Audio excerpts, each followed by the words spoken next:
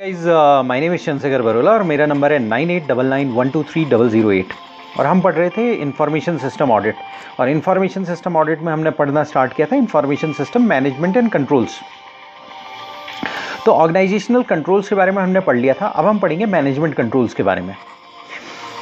Organisational controls में हमने ये बोला था कि बेसिकली ऑर्गेनाइजेशन के स्ट्रक्चर बेस्ड कंट्रोल है। ऑर्गेनाइजेशन कंट्रोल्स जो है जब एक इंफॉर्मेशन सिस्टम किसी ऑर्गेनाइजेशन में जाएगा तो वो ऑर्गेनाइजेशन का स्ट्रक्चर बनाएगा, रोल्स रिस्पॉन्सिबिलिटी बनाएगा, सेग्रीगेशन सेग्रीगेशन ऑफ ड्यूटीज़ वगैरह ये देखेगा, उनकी जॉब रिस्पॉन्सिबिलिटी बनाएगा और उसको एक अंदाज़ा हो जाएगा कि ऑर्गेनाइजेशन के कंट्रोल्स कितने मजबूत हैं। क्योंकि अपेरेंटली अगर एक ऑर्गेनाइजेशन है और वो एक सिस्टमेटिक ऑर्गेनाइजेशन है और उसमें रूल्स एंड रिस्पॉन्सिबिलिटी बिल्कुल डिफाइंड है, जॉब रिस्पॉन्सिबिलिटीज़ डिफाइंड हैं, तो उस केस में एक ऑर्गेनाइजेशन जो है वो उसमें कंट्रोल्स भी तगड़े होंगे, कंट्रोल्स भी मजबूत होंगे, कंट्रोल्स भी स्ट्रांग होंगे। लेकिन अगर एक ऑर्गेनाइजेशन है, जैसे फॉर एग्जांपल हमने बोला एक आर्मी है, आर्मी में यही नहीं पता किस बंदे को कि वो किस डिवीज़न का है, वो टैंक चलाएगा, आर्मर्ड डिवीज़न का है या लाइट इन्फेंट्री का है या मशीन गन चलाने वाला है या बंदूक चलाने वाला है, वो किस बटालियन से संबंधित रखता है, उसे यही नहीं पता, उसकी रोल्स और रिस्पॉन्सिबिलिटी ही डिफाइंड नहीं है, तो क्या लड़ेगा। दूसरी तरफ अगर एक आर्मी के पास दूसरी आर्मी के पास जाते हो आप, ये रूल्स रिस्पॉन्सिबिलिटी डिफाइन है, तो आपको एक रीजनेबल लेवल पर तक पता चल जाता है कि रीजनेबल लेवल तक ये आर्मी जो है वो एफिशिएंट होगी। क्यों होगी? क्योंकि सिंपल सी बात ये है कि जो आर्मर्ड डिवीजन है उसमें चारों तरफ आर्मरी वाले बंदे होंगे, तो ऑटोमेटिकली आर्मर्ड डिवीजन उस रूप में काम कर रहा होगा। अगर लाइट इन्फेंट्री है तो उस तरीके से काम कर रहा होगा। तो इसी तरीके से रूल्स एंड रिस्पॉन्सिबिलिटी डिफाइन होना बहुत ज़रूरी है। तो ऑर्गेनाइजेशनल कंट्रोल में हम इस पर्सपेक्टिव से देखेंगे कि ऑर्गेनाइजेशनल स्ट्रक्चर क्या है। दूसरा है management controls. Management controls management का कंट्रोल्स है, तो वहाँ पर पर्सपेक्टिव चेंज हो जाएगा। तो मैनेजमेंट कंट्रोल्स में क्या होता है, मैनेजमेंट क्या देखता है? मैनेजमेंट देखता है कि ऑब्जेक्टिव्स मीट आउट हो रहे हैं कि नहीं हो रहे हैं। दूसरा चीज़ वो देखता है बजट्स के अंदर काम हो रहा है कि नहीं हो रहा है। वो बोलता है सही टाइम पर काम हो रहा है कि नहीं हो रहा है। तो बेसिकली मैनेजमेंट देखेगा आपकी लॉन्ग रेंज प्लानिंग क्या है, मैनेजमेंट देखेगा रिसोर्सेज का यूसेज क्या है, यानी पैसा कितना कम लग रहा है, और लॉन्ग रेंज प्लानिंग क्या है, लॉन्ग रेंज प्लान सही तरीके से जा रहे हैं कि नहीं जा रहे हैं, जो काम करना चाहिए था वो काम हो रहा है कि नहीं हो रहा है, सही टाइम पर हो रहा है कि नहीं हो रहा है, प्लानिंग के अनुसार हो रहा है कि नहीं हो रहा है। तो मैनेजमेंट इस पर्सपेक्टिव से देखेगा। और रिसोर्स यूसेज देखेगा। अगर मान लिया सपोज एक पर्टिकुलर कंपनी है, अगर वो बजट के अंदर काम कर रही है और अपने ऑब्जेक्टिव को मीट आउट कर रही है, तो इसका मतलब उसके कहीं ना कहीं कंट्रोल स्ट्रॉन्ग है। आप अगर एक फाइनेंस डिपार्टमेंट में आप एक फाइनेंस मैनेजर के रूप में बैठे हुए हो, तो आप बजट के वेरिएशंस देखकर समझ जाओगे कि सही तरीके से काम हो रहा है कि नहीं हो रहा है। अगर जो बजट के डेविएशंस पॉजिटिव हैं, यानी कि आप सेल्स मीट आउट कर रहे हो, कॉस्ट कम कर रहे हो, ये सारी चीज़ें हो रही हैं और ऑब्जेक्टिव्स को मीट आउट कर रहे हो, तो इसका मतलब ये है कि आपके वहाँ कंट्रोल्स सही तरीके से काम कर रहे हैं, लोग सही तरीके से काम कर रहे हैं, क्योंकि लोग एक पर्टिकुलर डिज़ायर्ड वे में काम कर रहे हैं जिससे डिज़ायर्ड रिजल्ट आ रहे हैं। नो डाउट कई बार क्या होता है, इकोनॉमी का भी इफेक्ट आता है, इकोनॉमी जो है आपकी ग्रो ज़्यादा कर रही होती है, लेकिन फिर आप क्या करते हो, आपको समझ में आ जाता है कि भाई एक इकोनॉमी अगर रीजनेबल लेवल से नीचे काम कर रही है और आपका प्रोडक्टिविटी ज़्यादा है, आपके बजट्स मीट आउट हो रहे हैं और सारी चीज़ें हो रही हैं, ऑब्जेक्टिव्स मीट आउट हो रहे हैं, तो ऑटोमेटिकली आपको समझ में आ जाता है कि ऑर्गेनाइजेशन सही काम कर रहा है। तो कई और फैक्टर्स होते हैं नो डाउट, लेकिन अगर आप मैनेजमेंट कंट्रोल्स जो होते हैं, मैनेजमेंट कंट्रोल्स इंपॉर्टेंट होते हैं और मैनेजमेंट कंट्रोल से आपको ये पता चल जाता है कि ओवरऑल कंट्रोल्स कैसे काम कर रहे हैं, निटी-ग्रिटी में कंट्रोल्स कैसे काम कर रहे हैं। तो जो controls long range planning, resource usage और लीगल कंप्लायंस, मैनेजमेंट जो है लीगल कंप्लायंस भी देखता है, बहुत इंपॉर्टेंट है। तो ऑर्गेनाइजेशनल कंट्रोल में ऑर्गेनाइजेशन का स्ट्रक्चर दिया, मैनेजमेंट कंट्रोल्स में हमने वो देखा कि मैनेजमेंट क्या चीज़, कि मैनेजमेंट जो है जो कंट्रोल्स को फॉलो करेगा, तो सबसे पहले वो लॉन्ग रेंज प्लानिंग देखेगा, लंबे लॉन्ग टर्म प्लानिंग देखेगा, इसी लॉन्ग रेंज प्लानिंग को शॉर्ट रेंज प्लानिंग में डिवाइड करेगा। तो यानी बेसिकली वो लॉन्ग रेंज प्लानिंग देखेगा तो वो शॉर्ट कंपोनेंट में उसको डिवाइड कर देगा, या शॉर्ट कंपोनेंट को डिवाइड करके जोड़कर उसने लॉन्ग रेंज प्लानिंग बनाई होगी। तो वो जो प्लानिंग होगी वो उसे शॉर्ट रेंज और लॉन्ग रेंज रिजल्ट्स के बारे में बताएगी और उसको पता चल जाएगा अचीव हो रहे हैं कि नहीं हो रहे हैं, ऑर्गेनाइजेशन सही तरीके से काम कर रहा है कि नहीं कर रहा है, और एक फील आ जाएगा उसे कंट्रोल सही तरीके से काम कर रहे हैं कि नहीं काम कर रहे हो। दूसरा लीगल कंप्लाइंसेस, लीगली कंप्लाई करना बहुत इंपॉर्टेंट है। अगर लीगल कंप्लाइंसेस नहीं हो रहे तो इसका मतलब ऑर्गेनाइजेशन प्रॉब्लम में आ सकता है, उसकी रेपुटेशन जा सकती है, उस पर पेनल्टी लग सकती है, उसके डायरेक्टर्स और शेयर होल्डर डायरेक्टर्स या जो मैनेजर्स हैं उनको जेल हो सकती है, क्रिमिनल प्रोसीडिंग्स हो सकती हैं उसके अंदर। तो तीसरा चीज़ है रिसोर्स यूसेज। तो जो बेसिकली कंट्रोल जो long range planning, legal compliance और रिसोर्स यूसेज से कंसर्न्ड होते हैं वो मैनेजमेंट कंट्रोल में आते हैं। तो प्लानिंग जो है वो इंक्लूड करेगी गोल्स और ऑब्जेक्टिव अगले 5 साल के लिए, और क्या होगा कि हर साल आप उन गोल्स और जो प्लानिंग है उसको ठीक करोगे, देखोगे सही हो रहा है कि नहीं हो रहा है, इन्वायरमेंट के अनुसार उन प्लान को मीट आउट करने की कोशिश करोगे। तो शॉर्ट रेंज गोल्स देखोगे, ऑब्जेक्टिव्स देखोगे, फंक्शंस देखोगे, और कौन सी एक्टिविटीज़ इन लॉन्ग रेंज गोल्स को मीट आउट करने के लिए हमें करनी है ये देखोगे। तो ये आपको एक फील दे देगी मैनेजमेंट कंट्रोल कैसा है। रिसोर्स यूसेज का मतलब ये है कि आप रिसोर्सेज को कैसे एलोकेट कर रहे हो, आप कैसे प्लान कर रहे हो और कैसे एलोकेट कर रहे हो सारे एसेट्स को। रिसोर्सेज या asset, building, furniture, computer hardware, application, facility, data, इन सबको किस तरीके से आप एलोकेट कर रहे हो, तो ये रिसोर्स यूसेज में आ जाएगा। तो बेसिकली आप क्या करोगे, रिसोर्स यूसेज देखोगे। दूसरा, मैनेजमेंट कंट्रोल्स को पॉलिसी के साथ लिंक करके देखोगे, और पॉलिसी के साथ लिंक करके उनको मॉनिटर करोगे, और ये देखोगे अप्रोप्रिएट स्टैंडर्ड्स प्रेस्क्राइब और प्रैक्टिस हो रहे हैं कि नहीं हो रहे हैं।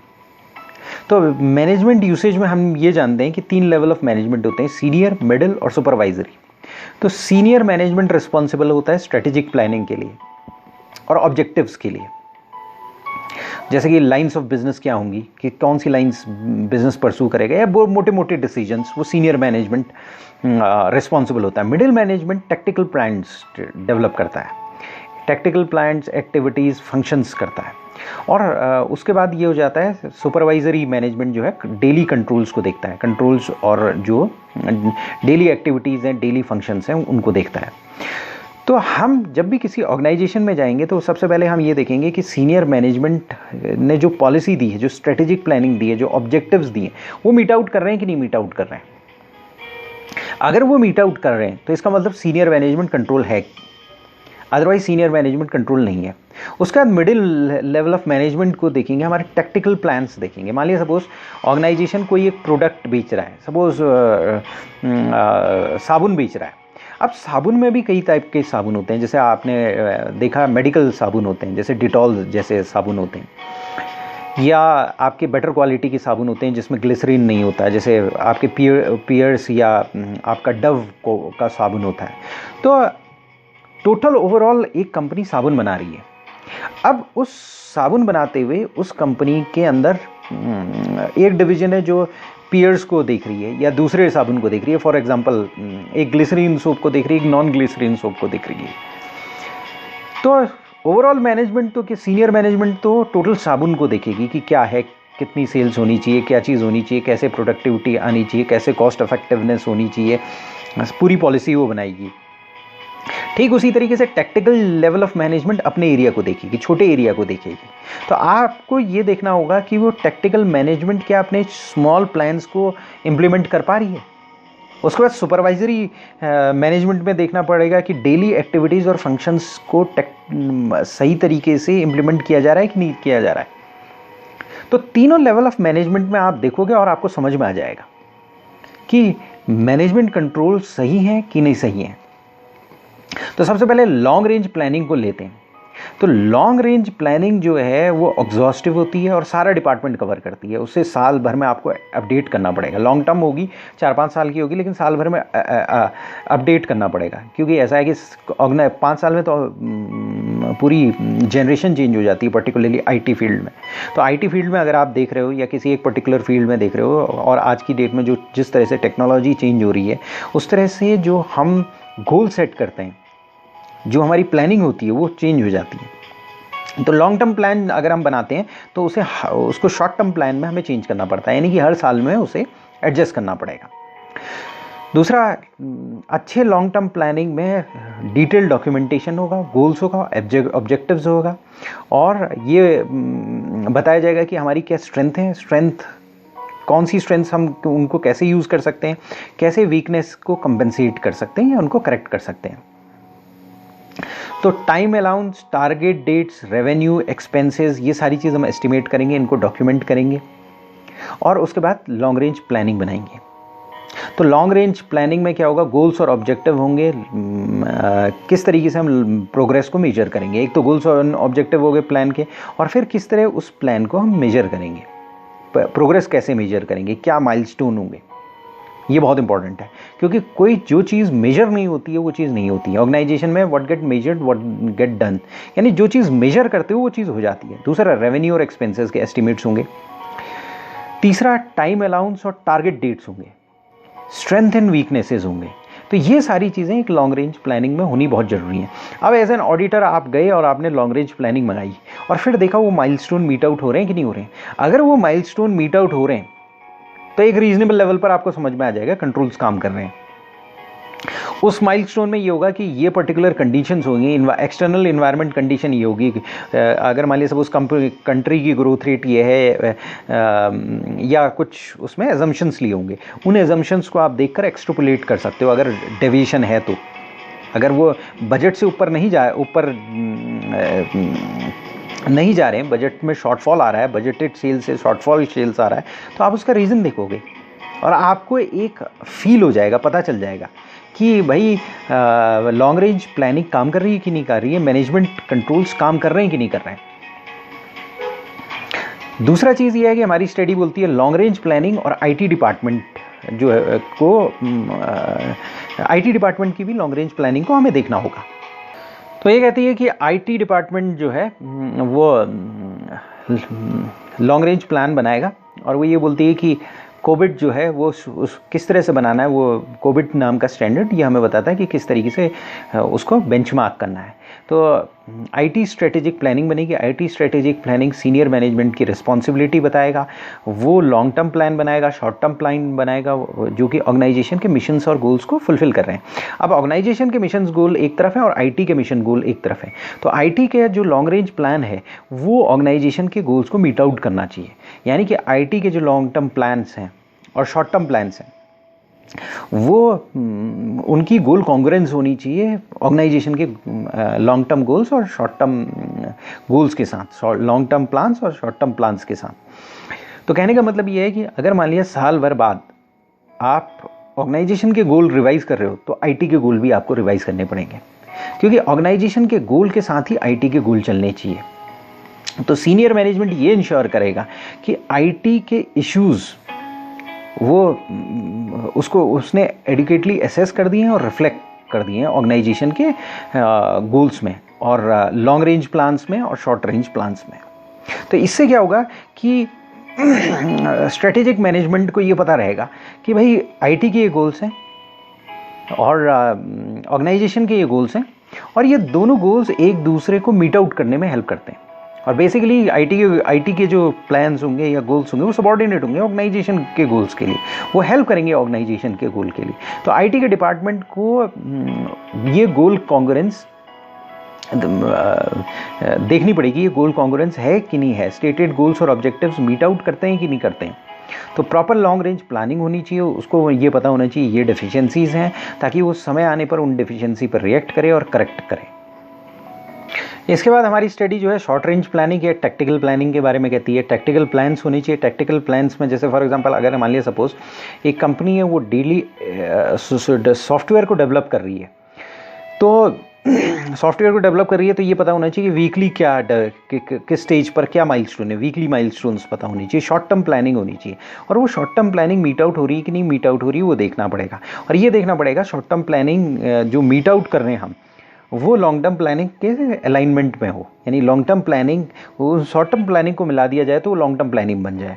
वो शॉर्ट टर्म प्लानिंग एक कंपोनेंट की तरह काम करे लॉन्ग टर्म प्लानिंग के लिए, या लॉन्ग टर्म प्लानिंग को मीट आउट करने के लिए, के ऑब्जेक्टिव्स को मीट आउट करने के लिए वो हेल्प करनी चाहिए। तो यानी कि एज अ जो मैनेजमेंट है, जो आपका टेक्निकल लेवल का मैनेजमेंट है, वो ये देखेगा कि short term plans meet out कर रहे हैं कि नहीं कर रहे हैं। अगर short term plans meet out कर रहे हैं तो long term plans automatically meet out हो जाएंगे, क्योंकि शॉर्ट टर्म प्लान्स को मिलकर ही लॉन्ग टर्म प्लान बना है। तो आप मैनेजमेंट कंट्रोल देख रहे होगे तो शॉर्ट टर्म प्लान्स मंगा सकते हो। आप देख सकते हो लॉन्ग टर्म प्लान क्या है, टेस्ट चेक कर सकते हो शॉर्ट टर्म प्लान्स क्या थे। शॉर्ट टर्म प्लान्स उन्होंने कहा कि जी हमारा हमने एक पर्टिकुलर सॉफ्टवेयर डेवलप करना था, तो हमें पता चला कि इतने टाइम पर हमने वो सॉफ्टवेयर डेवलप किया है और उसको टाइम आइडियल कंडीशंस में वो इतने टाइम पर होना चाहिए था, या प्लान, उसका एक प्लान था कि इतने पीरियड में वो कंप्लीट होना चाहिए। तो क्या short term plans meet out हो रहे हैं कि नहीं हो रहे हैं? अगर short term plans meet out हो रहे हैं तो मैनेजमेंट कंट्रोल है। अगर short term plans meet out नहीं कर रहे हैं तो मैनेजमेंट, ओवरऑल मैनेजमेंट कंट्रोल नहीं है। अगर short term plans meet out नहीं हो रहे हैं, कई जगह पर मीट आउट नहीं हो रहे हैं और कई जगह पर मीट आउट हो जा रहे हैं और उसकी वजह से long term plans meet out हो रहे हैं, तो फिर देखना पड़ेगा। तो स्ट्रेटेजिक मैनेजमेंट ओवरऑल तो अपने प्लान्स को मीट आउट कर रहा है, लेकिन लास्ट लेवल तक जो कंट्रोल्स हैं वो फाइन ट्यून नहीं है। और दूसरी सबसे इंपॉर्टेंट बात यह है कि फॉर एग्जांपल बैंक्स हैं और बहुत सारी इंडस्ट्री हैं, वहाँ पर क्या होता है कि लीगल, रेगुलेटरी और कॉन्ट्रैक्चुअल ओब्लिगेशंस होते हैं।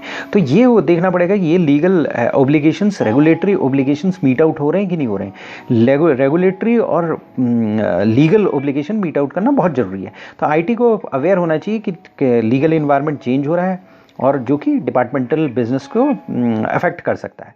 तो ये सारी चीज़ देखकर किसी भी अच्छे ऑडिटर को ये पता चल जाएगा कि मैनेजमेंट कंट्रोल्स सही हैं कि नहीं है। इसके बाद मैनेजमेंट कंट्रोल्स जो हैं वो उसका ऑडिट करने के लिए आप एक चीज़ और देख सकते हो, पर्सनल मैनेजमेंट कंट्रोल्स देख सकते हो, यानी एचआर के कंट्रोल्स कैसे हैं देख सकते हो। तो आप ये देख सकते हो कि एक्टिविटीज़ और फंक्शंस एडमिनिस्ट्र कैसे हैं, इंडिविजुअल सैलरी और बेनिफिट कॉस्ट के। तो कंट्रोल टेक्निक्स जो हैं वो जॉब डिस्क्रिप्शन कैसी है, सैलरी और बेनिफिट बजट्स कैसे हैं, रिक्रूटिंग स्टैंडर्ड्स कैसे हैं, ट्रेनिंग और डेवलपमेंट प्रोग्राम्स कैसे हैं, जॉब परफॉर्मेंस की वैल्यूएशन कैसी है। तो ये सारी चीज़ें अगर आप देख रहे हो, ये अगर पर्सनल मैनेजमेंट आप देख रहे हो तो आपको पता चल जाएगा, वो यहाँ से भी पता चल जाएगा कि मैनेजमेंट कंट्रोल सही है कि नहीं है। जैसे सैलरी और बेनिफिट बजट है, आप देख रहे हो कि सैलरी और बेनिफिट बजट जो बजटेड सैलरी है उसी के अनुसार सैलरी, लोगों की सैलरी उसके अनुसार है कि नहीं है, बजट को एक्सीड कर रही है कि नहीं कर रही है। अगर बजट को एक्सीड कर रही है लॉन्ग टर्म में तो इसका मतलब मैनेजमेंट एफिशिएंसी नहीं ला पा रहा है। तो मैनेजमेंट कंट्रोल्स बहुत ज़रूरी हैं, मतलब मैनेजमेंट कंट्रोल्स बढ़ाने बहुत ज़रूरी हैं, क्योंकि सैलरी और बेनिफिट बजट जो है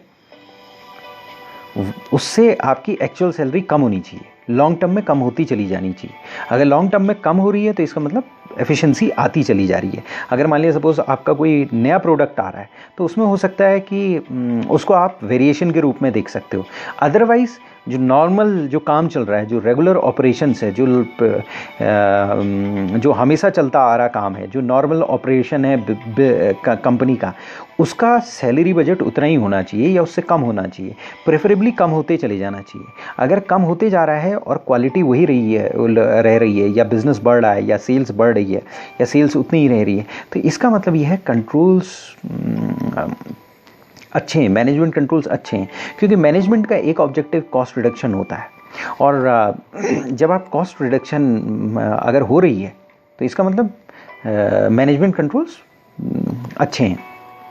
इसके अलावा आप जॉब डिस्क्रिप्शन देख सकते हो, ऑर्गेनाइजेशन कंट्रोल्स देख सकते हो, जिसमें कि आप ये देख सकते हो कि लोगों का जॉब डिस्क्रिप्शन कैसा है और वो उस जॉब डिस्क्रिप्शन को फुलफ़िल कर रहे हैं कि नहीं कर रहे हैं, उसको काम कर रहे हैं, वो काम कर पा रहे हैं कि नहीं कर पा रहे हैं। तो उस पर्सपेक्टिव से आप मैनेजमेंट कंट्रोल देख सकते हो। उसके बाद रिक्रूटिंग स्टैंडर्ड्स और क्राइटेरिया आप देख सकते हो, तो आपको ये पता चल जाएगा कि किस क्वालिटी के बंदे रिक्रूट हो रहे हैं, जिनको अगर मान लिया सपोज़ कोई डेवलपर्स आप यूज़ कर रहे हो तो क्या स्पेशलाइज ट्रेनिंग उनको दी जा रही है कि नहीं दी जा रही है, और डे बाई डे जिन बंदों को आप रिक्रूट कर रहे हो तो किसी पर्टिकुलर जॉब पोजीशन के लिए, तो क्या उनकी क्वालिटी बढ़ रही है कि नहीं बढ़ रही है, एजुकेशन बढ़ रही है कि नहीं बढ़ रही है, रिक्रूटमेंट स्टैंडर्ड्स और क्राइटेरिया बढ़ रहे हैं कि नहीं बढ़ रहे हैं। अगर रिक्रूटमेंट स्टैंडर्ड्स और क्राइटेरिया बढ़ रहे हैं, वेल एंड गुड, अगर नहीं बढ़ रहे हैं तो फिर प्रॉब्लम है। उसके बाद जॉब परफॉर्मेंस एवेल्यूएशन करके देख सकते हो, या स्क्रीनिंग और सिक्योरिटी चेक्स करके देख सकते हो। आप देख सकते हो कि एम्प्लॉय की स्क्रीनिंग करना बहुत ज़रूरी है। आप ये देखोगे कि पहले क्या होता है कि कई जैसे बंदे हैं तो आप उनको रिक्रूट कर रहे हो, तो उनकी जो आप स्क्रीनिंग करवा रहे हो, स्क्रीनिंग में गड़बड़ियाँ निकल रही हैं, तो बाद में आप बंदे ले रहे हो तो स्क्रीनिंग में कम गड़बड़ी निकल रही है। इसका मतलब क्वालिटी के बंदे आप ज़्यादा ले रहे हो, ऐसे बंदे जो ले रहे हो, जो रिलायबल बंदे हैं वो ज़्यादा ले रहे हो। तो ये सारी चीज़ मैनेजमेंट कंट्रोल को रिफ्लेक्ट करती हैं कि मैनेजमेंट का क्या कंट्रोल है। तो यानी कि मैनेजमेंट कंट्रोल जानने के लिए आप कि मैनेजमेंट कंट्रोल सही है कि नहीं सही है, कंट्रोल्स इफेक्टिव हैं कि नहीं है, ओवरऑल ऑर्गेनाइजेशन के कंट्रोल सही है कि नहीं सही है, तो आप अलग अलग तरीके से देख सकते हो। एक तो तरीका है कि आपने ऑर्गेनाइजेशनल कंट्रोल देखा, आपने एक उसका स्ट्रक्चर देख लिया और उससे आपको पता चल जाएगा एक रीजनेबल लेवल तक क्या कंट्रोल्स काम कर रहे हैं कि नहीं कर रहे हैं। दूसरे मैनेजमेंट कंट्रोल्स हैं, आपने बजट्स देखे, लॉन्ग टर्म प्लान्स देखे, शॉर्ट टर्म प्लान्स देखे, मीट आउट हो रहे हैं कि नहीं हो रहे हैं, लॉन्ग टर्म और short term plans meet out हो रहे हैं कि नहीं हो रहे हैं। उसके बाद पर्सनल जो human resource file, HR file मंगा के देखी, लोगों की फाइल मंगा के देखी, पर्सनल फाइल मंगा के देखी और वहाँ पर देखा कि आपका जॉब डिस्क्रिप्शन क्या है, जॉब परफॉर्मेंस एवेल्यूएशन क्या है, स्क्रीनिंग हो रही है कि नहीं हो रही है, पहले जो बंदे आ रहे हैं उससे बेटर बंदे आ रहे हैं कि नहीं, क्वालिटी बढ़ रही है कि नहीं बढ़ रही है बंदों की, उसके बाद सैलरी का बजट घट रहा है कि नहीं घट रहा है। अगर ये सारी चीज़ हो रही है तो इसका मतलब कंट्रोल्स इफेक्टिव हैं। यानी मैनेजमेंट कंट्रोल्स को चेक करके आप ये जान सकते हो कि कंट्रोल्स इफेक्टिव हैं कि नहीं है, एक फील आ सकती है आपकी कंट्रोल्स है कि नहीं है। तो यानी कि आप एक अच्छे ऑडिटर हो और एक बहुत बड़ा ऑर्गेनाइजेशन है, तो आप उसमें जाओगे तो आप क्या है उतना एफर्ट नहीं लगा सकते वहाँ पर एक एक चीज़ देखो। आपको ब्रॉडली चीज़ें देखकर समझ में आना चाहिए कौन सा एरिया है जो मैं ज़्यादा चेक करूँ, तो उसमें आप ऑर्गेनाइजेशनल कंट्रोल्स देख लोगे। मैनेजमेंट कंट्रोल्स के पर्सपेक्टिव से आप देखने लगोगे, कई कई पर्सपेक्टिव से आपका दिमाग काम करने लगेगा और इन पर्सपेक्टिव से आपको पता चल जाएगा कि चीज़ें सही है कि नहीं सही है। एक ऑर्गेनाइजेशन देखोगे उसमें ऑर्गेनाइजेशनल हायरकी सही तरीके से नहीं है, आपको ऑर्गेनाइजेशनल हायरकी नहीं मिल रही, कई समय से आप मांग रहे हो, तो इसका मतलब ये है कि वो ऑर्गेनाइजेशनल हायरकी नहीं है, वो ऑर्गेनाइजेशनल हायरकी लैक्स्ड है वहाँ पर। तो इसी तरीके से मैनेजमेंट कंट्रोल का है। मैनेजमेंट कंट्रोल में आप ये देखोगे प्लान्स मीट आउट हो रहे हैं कि नहीं हो रहे हैं। अगर प्लान्स मीट आउट हो रहे हैं तो इसका मतलब मैनेजमेंट का कंट्रोल है, और मैनेजमेंट कंट्रोल है तो इसका मतलब ओवरऑल कंट्रोल है।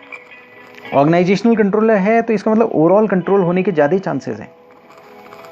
यानी उन कंट्रोल्स पर आप रिलाई कर सकते हो ऑडिट करने के लिए, और आप ये देख सकते हो कि ऑर्गेनाइजेशन सही है, मतलब सही तरीके से कंट्रोल्स उसमें एस्टेब्लिश्ड हैं, यानी सही तरीके से काम करेगा। क्योंकि एज एन इंटरनल ऑडिटर आपको ये देखना है कंट्रोल सही तरीके से काम करेंगे कि नहीं करेंगे, क्योंकि कंट्रोल्स ही ऑर्गेनाइजेशन को स्मूथली लॉन्ग टर्म तक रन करेंगे और रिजल्ट्स देंगे। तो इसको एक बार समराइज़ कर लेते हैं। आप as an information system auditor different controls को चेक कर रहे हो, डिफरेंट पर्सपेक्टिव से कंट्रोल्स को चेक कर रहे हो। बेसिकली आपका काम क्या है, एम क्या है, ऑर्गेनाइजेशन के इंटरनल कंट्रोल को चेक करना। अब इंटरनल कंट्रोल को चेक करना क्यों है, क्योंकि आप ये रिलाई करोगे कि ऑर्गेनाइजेशन सिक्योरली काम कर रहा है कि नहीं कर रहा है, ऑब्जेक्टिव्स और गोल्स मीट आउट कर रहा है कि नहीं कर रहा है। ये जानने के लिए ऑर्गेनाइजेशन सिक्योरली काम करेगा कि नहीं करेगा, कर रहा है कि नहीं कर रहा है, और अपने ऑब्जेक्टिव्स और गोल मीट आउट कर रहा है कि नहीं कर रहा है, और फ्यूचर में करेगा कि नहीं करेगा, कंट्रोल्स होने बहुत ज़रूरी हैं। और कंट्रोल्स होने के लिए सबसे पहले आप ऑर्गेनाइजेशनल कंट्रोल्स मांगोगे और उसी पर्सपेक्टिव से देखना चालू करोगे। ठीक इसी तरीके से आप मैनेजमेंट कंट्रोल्स के पर्सपेक्टिव से देखना चालू करोगे, और मैनेजमेंट कंट्रोल्स के पर्सपेक्टिव से जब आप देखना चालू करोगे तो आप लॉन्ग रेंज प्लान मंगाओगे, रिसोर्स यूसेज देखोगे, और एक एडिशनल चीज़ देखोगे जो है लीगल कंप्लायंसेस, क्योंकि मैनेजमेंट लीगल कंप्लायंसेस भी देखता है। तो आप देखोगे लीगल कंप्लायंसेस मीट आउट हो रहे हैं, और आप देखोगे लॉन्ग रेंज प्लानिंग है और वो मीट आउट हो रही है। आप देखोगे बजट्स के अनुसार बजट्स मीट आउट हो रहे हैं, आप देखोगे टाइमिंग के अनुसार काम कर रहा है, आप देखोगे ऑब्जेक्टिव्स मीट आउट हो रहे हैं, प्लान्स मीट आउट हो रहे हैं, long term plans meet out हो रहे हैं, short term plans meet out हो रहे हैं, पर्सनल मैनेजमेंट कंट्रोल सही हैं, जॉब डिस्क्रिप्शंस आप चेक करोगे, सैलरी और बेनिफिट बजट चेक करोगे, और वेरिएशन देखोगे, रिक्रूटमेंट स्टैंडर्ड्स बढ़ा है कि नहीं बढ़ा है, ट्रेनिंग और डेवलपमेंट हो रही है कि नहीं हो रही, ये सारी चीज़ें चेक करोगे। जब आप देखोगे ये सारी चीज़ें पॉजिटिव डायरेक्शन में जा रही हैं तो आपको पता चलेगा ऑटोमेटिकली कंट्रोल्स मजबूत हो रहे हैं ऑर्गेनाइजेशन में। ऑर्गेनाइजेशन जो है वो ऑर्गेनाइजेशन जनरली क्या होता है कि जो एम्प्लॉयज़ हैं वो अगर कंट्रोल्स मजबूत नहीं हैं तो वो कुछ ना कुछ गड़बड़ कर सकते हैं, और उससे क्या है ऑर्गेनाइजेशन को प्रॉब्लम क्रिएट हो सकती है। लेकिन अगर प्लान्स मीट आउट हो रहे हैं, long term plans meet out हो रहे हैं, इसका मतलब सही चल रही है organisation. Short term plans meet out हो रहे हैं, इसका मतलब ऑर्गेनाइजेशन एक रीजनेबल लेवल तक सही काम कर रहा है। अगर आपके लीगल कंप्लाइंसेस हो रहे हैं तो इसका मतलब सही काम कर रहा है, बजट्स मीट आउट हो रहे हैं, कॉस्ट रिडक्शन हो रहा है, कांस्टेंट कॉस्ट रिडक्शन हो रहा है तो इसका मतलब सही हो रहा है। तो मैनेजमेंट कंट्रोल्स बेसिकली जो है वो हेल्प करते हैं इन सब चीज़ों में, ये इस पर्सपेक्टिव के टर्म्स में हेल्प करते हैं।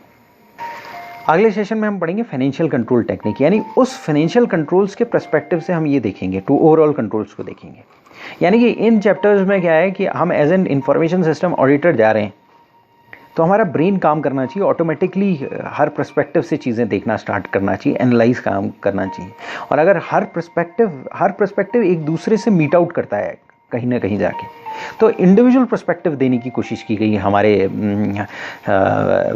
मॉड्यूल में, और इंडिविजुअल पर्सपेक्टिव देकर ये समझाने की कोशिश की गई अगर एक पर्टिकुलर पर्सपेक्टिव आप से चीज़ें सही हो रही हैं तो इसका मतलब ये है कि कंट्रोल्स होने की संभावना है, कंट्रोल्स होने की संभावना ज़्यादा है। मतलब उसका मतलब ये नहीं कि 100% कंट्रोल्स होंगे, वो तो आपको चेक करना पड़ेगा। लेकिन अगर आप 4 या 5 पर्सपेक्टिव से देख रहे हो और हर पर्सपेक्टिव से आपको चीज़ें सही नज़र आ रही हैं तो इसका मतलब कंट्रोल्स हैं। अगर मान लिया सपोज थोड़ी देर के लिए अगर आप ऑर्गेनाइजेशनल कंट्रोल्स के पर्सपेक्टिव से देखोगे, मैनेजमेंट कंट्रोल्स के पर्सपेक्टिव से देखोगे, और एक ऑर्गेनाइजेशन देखोगे उसमें हायरार्की बुरी है, उसमें ये देखोगे कि सेग्रीगेशन ऑफ ड्यूटी है, और साथ में देखोगे लॉन्ग टर्म प्लान्स भी मीट हो रहे हैं, मैनेजमेंट कंट्रोल्स यानी लॉन्ग टर्म प्लान्स मीट हो रहे हैं और शॉर्ट टर्म प्लान्स भी मीट आउट हो रहे हैं, और कॉस्ट रिडक्शन भी हो रही है, सैलरी बजट्स भी मीट आउट हो रहे हैं, तो आपको 80% कन्फर्म हो जाएगा, 70 से 80% कन्फर्म हो जाएगा कंट्रोल सही तरीके से काम कर रहे हैं। उसके बाद फाइनेंशियल कंट्रोल्स देखोगे, फाइनेंशियल कंट्रोल्स सही तरीके से काम कर रहे हैं तो आप ये कहोगे 90% आपको ऑटोमेटिकली पता चल जाएगा कि हाँ ये ऑर्गेनाइजेशन के स्ट्रॉन्ग हैं, इंटरनल कंट्रोल स्ट्रॉन्ग है। थैंक्स।